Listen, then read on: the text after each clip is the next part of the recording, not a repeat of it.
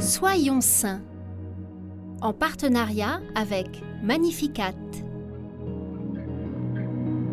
En ce 26 janvier, nous souhaitons une belle fête aux Timothée, aux Tite et aux Albéric.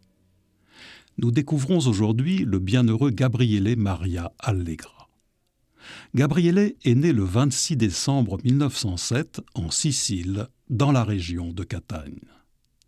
Entré chez les franciscains et ordonné prêtre en 1930, il est envoyé l'année suivante dans la mission chinoise de la province du Renan.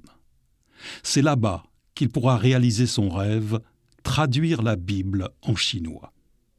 Après avoir étudié le chinois, il commence par la traduction de l'Ancien Testament à partir de l'araméen vers le chinois.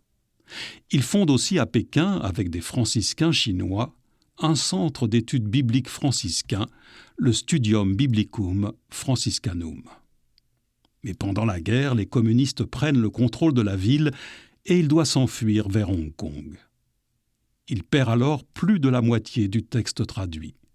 Mais il ne se décourage pas et se remet à la tâche en faisant appel à différents confrères chinois. Après avoir terminé en 1952 la traduction de l'Ancien Testament, il part en Terre Sainte pour suivre une formation. De retour à Hong Kong en 1955, il s'attelle à présent au Nouveau Testament, cette fois du grec vers le chinois.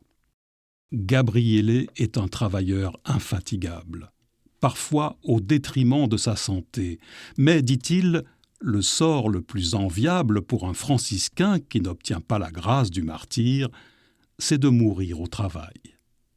Il est ainsi le premier à avoir traduit l'intégralité de la Bible en chinois.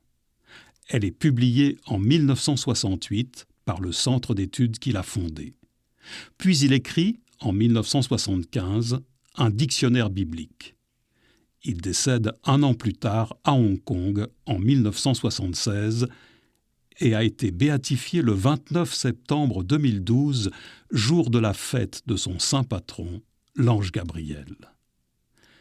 Jésus nous invite à être la lumière du monde, et le bienheureux Gabriele Maria Allegra a donné au peuple chinois de passer des ténèbres à la lumière de la vérité en découvrant le Christ dans les Écritures.